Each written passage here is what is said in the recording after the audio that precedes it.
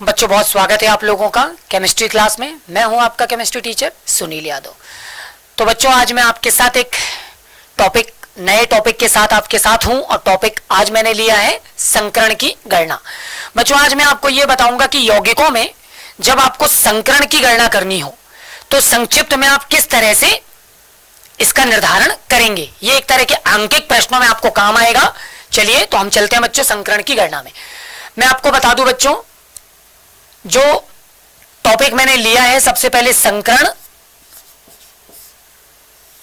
तो सबसे पहले मैं आपको संकरण के प्रकारों की जानकारी दे दूं। बच्चों बहुत अच्छी तरह से याद रखिए, संकरण मूल रूप से 6 प्रकार का होता है। बच्चों संकरण 6 प्रकार के हैं। 6 प्रकार के संकरण की अगर मैं आपको जानकारी दूं तो बच्चों सबसे पहला संकरण sp, दूसरा संकरण बच्चों sp2, तीसरा संकरण sp3, बच्चों चौथा संकरण sp3d, इसके अलावा sp3d2 और बच्चों महत्वपूर्ण और अंतिम sp3d3। तो बच्चों ये कुल मिला के 6 तरह के संकरण हैं, 1 2 3 4 5 6। ठीक है, प्रत्येक का अगर मैं उनके सामने एक एग्जांपल मेंशन करूं तो sp के लिए BeCl2, sp2 के लिए BCl3, sp3 के लिए बच्चों CH4, इसके अलावा मैं NH3 और H2O को भी मेंशन करता हूं। ठीक है, sp3d के लिए PCl5, sp3d2 के लिए SF6 और बच्चों sp3d3 के लिए IF7। ठीक है, तो प्रत्येक का मैंने उनके सामने एक एग्जाम्पल भी मेंशन किया। कुल मिला के आपको मैंने जानकारी दी, हमारे पास 6 प्रकार के संकरण हैं। बच्चों अगर हम ये जानना चाहते हैं कि जो यौगिक मैंने आपके सामने लिए, इन यौगिकों में इनके सामने निर्देशित संकरण होगा, हम इसकी जानकारी चाहते हैं। तो बच्चों इसके लिए मैं आपको एक फॉर्मूला, एक सूत्र बता रहा हूं। फॉर्मूला है P = A + ½ G - V। बच्चों इस सूत्र का प्रयोग करके आप इन यौगिकों में संकरण की जानकारी ले पाओगे। ठीक है बच्चों, इस सूत्र का प्रयोग मैं आपको बताऊं उससे पहले मैं आपको बता दूं, यहां पर A, G और V की गणना हम सीख जाएंगे, लेकिन P के मान को हमको मानकर निर्देश का पालन करना होगा। उसके आधार पर ही हम इस चीज को समझ पाएंगे। तो मैं यहां से स्टार्ट करूंगा। बच्चों P के जो मान संभव होंगे, P का मान 2 होगा, बच्चों P का मान 3 होगा, P का मान 4 होगा, P का मान 5 होगा, P का मान 6 होगा और बच्चों इस तरह से P का मान 7 होगा। बच्चों बहुत अच्छी तरह से याद रखिए, P का मान 2 आने पर यह sp संकरण को निरूपित करेगा, 3 आने पर यह sp2 को निरूपित करेगा, 4 आने पर यह sp3 को निरूपित करेगा, 5 आने पर बच्चों ये sp3d को निरूपित करेगा, 6 आने पर ये sp3d2 को निरूपित करेगा और बच्चों 7 आने पर ये sp3d3 को निरूपित करेगा। इस तरह से ये वैल्यू हमको मानकर चलनी है। ठीक है बच्चों, अब मैं एग्जाम्पल पर आ जाता हूं। मैंने आपको सबसे पहला एग्जाम्पल दिया BeCl2। ठीक है बच्चों, तो आप देखिए कि एक बेरिलियम से 2 क्लोरीन जुड़े हुए हैं। ठीक है बच्चों, तो यहां पर A का जो मान आ जाएगा वो 2 आ जाएगा, है ना। एक बेरिलियम से 2 क्लोरीन जुड़े तो A का मान 2 आ गया। बच्चों जो बेरिलियम है वो केंद्रीय परमाणु और उसका परमाणु क्रमांक 4 है। हमेशा याद रखिए कि जो संकरण है वो केंद्रीय परमाणु का गुण होता है। तो इसका इलेक्ट्रॉनिक विन्यास आप बनाएंगे तो 1s2 2s2। बच्चों इसके 1s सेल में 2 इलेक्ट्रॉन है तो पहले में 2 मिलेंगे, दूसरे में भी 2 इलेक्ट्रॉन है तो दूसरे में 2 मिलेंगे। अंतिम कोश में ये जो इलेक्ट्रॉन मिले बच्चों ये G के मान को निरूपित करेगा। ठीक है, यहां पर अब हम एक शर्त लगा देंगे। शर्त है बच्चों A बराबर अगर G होता है ना, A बराबर अगर G हो तो हम ये कह देंगे बच्चों कि हमारा जो यौगिक है, ठीक है, वो हमारा यौगिक कैसा माना जाएगा, वो यौगिक माना जाएगा सममित, यानी यौगिक आपका सिमेट्रिकल हो जाएगा। ऐसी कंडीशन में जबकि आपका यौगिक सिमेट्रिकल हो तो आप मान लेंगे कि जो A का मान है वो V के और वो मान G के, यानी ये तीनों मान आपस में कैसे होंगे, बराबर।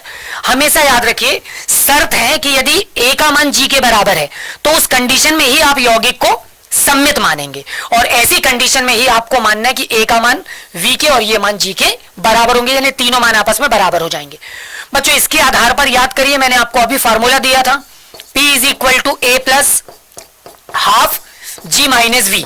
अब देखिए आपके पास ए का मान आ गया, जी का मान आ गया, वी का मान आ गया, ठीक है। अब आप इस फार्मूले से पी का मान निकालकर इनमें से कोई एक मान प्राप्त करेंगे। चलिए पुट कर दीजिए। तो जैसे ही आप ए का मान 2 रखेंगे, धन 1/2, जी का मान 2 - 2, बच्चों सॉल्व करेंगे तो क्या होगा, है ना, इस पैटर्न को सॉल्व करने से ये वैल्यू कैंसिल हो जाएगी। फाइनली हमारे पास जो मान आएगा बच्चों 2 धन 1/2, यहां पर 0 आ जाएगा अंदर, सॉल्व करेंगे तो 2 धन 0 और बच्चों ये वैल्यू आएगी 2। इस तरह से जो पी का मान आया गणनात्मक वो 2 आया, और पी का मान बच्चों जैसे ही 2 आएगा तो आप देखेंगे इसमें सबसे पहला वाला आपको संकरण प्राप्त हो रहा है। इसका मतलब जो है BeCl2, इसमें कौन सा संकरण है बच्चों, sp संकरण है, ठीक है। तो इस तरह से मैंने आपको आंकिक प्रश्न के आधार पर यह बताने की कोशिश की कि BeCl2 में sp संकरण, और मैंने आपको उसकी गणना सिखाई। बच्चों मैं अगला एग्जाम्पल भी आपके सामने डिस्क्राइब कर देता हूं। अगला एग्जाम्पल मैं ले लेता हूं BeCl3 का, ठीक है, BeCl3। तो बच्चों अब आप देखेंगे कि एक बोरॉन से 3 क्लोरीन है जुड़े हुए हैं, तो ए का मान 3 हो जाएगा।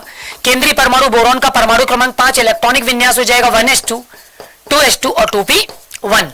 बच्चों यहां पर 1s के सामने केवल 2 इलेक्ट्रॉन है ना, 1s में तो 2 हो जाएगा, जबकि यहां पर दोनों के लिए वैल्यू 2 है, तो 2 और 1 3, तो यहां पे टोटल मान आपको 3 प्राप्त होगा, यानी 3 अंतिम कोश में 3 आ रहा है, इसलिए जी की वैल्यू हो जाएगी। तो जी का जो वैल्यू आई 3 आई, आप अपनी शर्त लगा लेंगे। तो शर्त थी बच्चों की ए बराबर जी। जब ए का मान जी के बराबर है तो मैंने आपको बताया हो, तो ऐसी दशा में हमारा जो यौगिक है, तो बच्चों यौगिक कैसा हो जाएगा, बिल्कुल, है ना, सम्मित हो जाएगा। अब आपको यौगिक पुनः सम्मित प्राप्त हुआ। जब यौगिक सम्मित होगा तो मैंने आपको बोला था ऐसी कंडीशन में आप मान लेंगे कि जो ए का मान है वो वी और जी तीनों के मान आपस में बराबर हो जाते हैं। जब बच्चों ये मान बराबर हो जाएंगे तो फाइनली आप अपने सूत्र में मान रखेंगे। आपका जो फॉर्मूला था वो था P is equal to a plus half g minus b, ठीक है। यहां पर मान रख दीजिए, तो ए का मान 3 धन 1/2, फिर ये आ जाएगा 3 - 3। बच्चों इस वैल्यू को आप जब सॉल्व करेंगे तो ये कैंसिल हो जाएगा। फाइनली आपकी वैल्यू आएगी 3 धन 1/2, अंदर 0 आ जाएगा, सॉल्व करेंगे 3 धन 0, और बच्चों इस तरह से ये केवल 3 आएगा। पी का फाइनल मान कितना आ गया, 3 आ गया। मैंने आपको तालिका ऑलरेडी दी थी पी के मान के लिए बच्चों, तो इस बार आप देख सकते हैं कि हमारे लिए जो पी का मान आया वो कितना आया, 3, और पी के मान 3 पर वो कौन से संकरण को निरूपित करेगा, sp2 को। और यही वजह है बच्चों कि यहां पर जो BeCl3 है इसमें आपको पी का मान 3 मिल रहा, मतलब इसमें कौन सा संकरण होगा, sp2 संकरण होगा, ठीक है। बच्चों इसी तरह से मैं एक एग्जांपल और भी आपके सामने डिस्क्राइब करता हूं। अगला एग्जांपल मैं ले लेता हूं CH4 का। बच्चों CH4 में एक कार्बन से 4 हाइड्रोजन जुड़े हैं, तो ए का मान आपके पास 4 हो जाएगा। कार्बन का परमाणु क्रमांक 6 है, इलेक्ट्रॉनिक विन्यास 2 और 4 हो जाएगा। अंतिम कोश में 4 इलेक्ट्रॉन, ये जी का मान हो जाएगा। बच्चों ए का मान जी के मान के बराबर है, यौगिक आपका सम्मित हो जाएगा। ऐसी कंडीशन में जो ए का मान है वो जी और वी के मान के बराबर हो जाएगा। आपका फॉर्मूला है P इज इक्वल टू, तो 4 + 1/2, 4 - 4। फाइनली बच्चों ये 4 से 4 कैंसिल, तो 4 + 0 आपकी वैल्यू 4 आएगी, और P की वैल्यू जैसे ही 4 आएगी आप कह देंगे इसमें sp3 संकरण है। बच्चों मैं एक एग्जांपल और भी डिस्क्राइब करूंगा ताकि आपको मुख्य चीज पर ला सकूं। अगला एग्जांपल NH3 का ले रहा हूं बच्चों। यहां पर एक नाइट्रोजन से 3 हाइड्रोजन जुड़े, तो ए का मान आपके पास 3 हो जाएगा। नाइट्रोजन का परमाणु क्रमांक 7 है, इलेक्ट्रॉनिक विन्यास 2 और 5, अंतिम कोश में 5 इलेक्ट्रॉन, ये हो गया जी का मान। बच्चों आप जैसे ही अपनी शर्त लगाएंगे तो ए का मान इस बार आप देखेंगे कि वो मान जी के मान के बराबर नहीं है।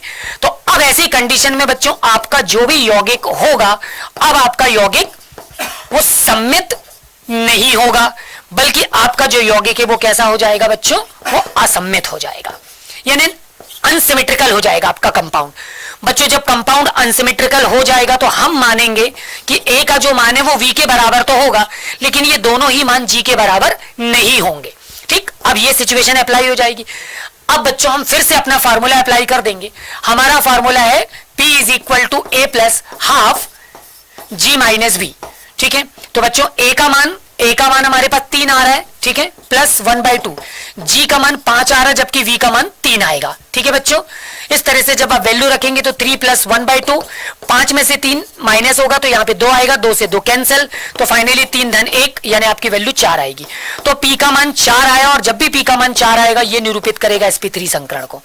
इसका मतलब ये हुआ कि पी का मान 4 आने पर असम्मित के लिए भी sp3 संकरण हो सकता है और सम्मित के लिए भी sp3 संकरण हो सकता है। तो बच्चों आज मैंने आपको ये कुछ महत्वपूर्ण अंकित प्रश्नों की जानकारी दी संकरण की गणना के लिए, ठीक है। बाकी की जो शेष एग्जांपल्स मैंने रखे हुए हैं उनकी आप लोग प्रैक्टिस करिए और उनकी गणना कीजिएगा। बच्चों इसी तरह के और भी प्रश्नों के साथ आपसे पुनः मुलाकात होगी, तब तक अपना ख्याल रखिए।